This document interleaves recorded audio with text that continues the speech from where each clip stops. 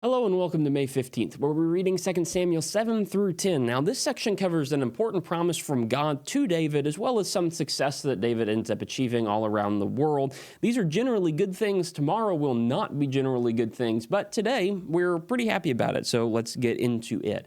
If you're interested in a more detailed breakdown, basically we've left off in chapter 6. God moves into the city with David. God seems to be approving of the things of David. And David wants to build a house for God. As you get into chapter 7, he wants to build this great house so that God can permanently move in and settle into the city.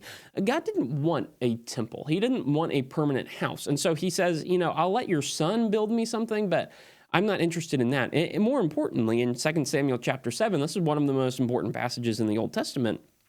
He promises David that God will elevate David's son, God will give him an eternal throne, God will look at him like he's his son, etc., etc. This is a promise that when you read the New Testament does really seem to be fulfilled in Matthew chapter 1 and verse 1 when it says that this is the gospel of Jesus Christ, the son of David. Jesus is the son of David who inherits the eternal throne and is God's son, etc., etc. And so this really looks forward to something else. God does not allow David to build him a house, but God builds David a house. And that's something that will have long-lasting, eternal repercussions as Jesus comes in the scene later on and fulfills everything that God ever does. Now, when you get to chapter 8, basically you have a record of David winning a bunch of wars. Hooray, that happens. And when you get to chapter 9, you have this record of David as he's looking around. He's very successful. He is fully established, but he's missing something. And that is that Saul has died, that Jonathan has died, that all of Saul's children have died.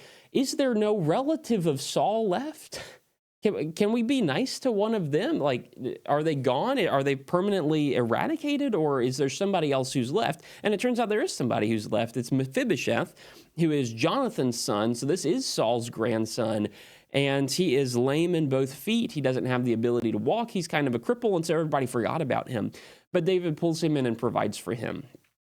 Very nice. He didn't have to do it, but he does do it because he respects Saul. Even though Saul was a bad person, he respects Saul and tries to hold up that lineage. When you get to chapter 10, you have this interesting story where one of David's allies dies, and so he sends an entourage to kind of commiserate the loss and expresses condolences to the son. The son gets suspicious, attacks those guys, and so David ends up getting roped into a war and killing all his old allies.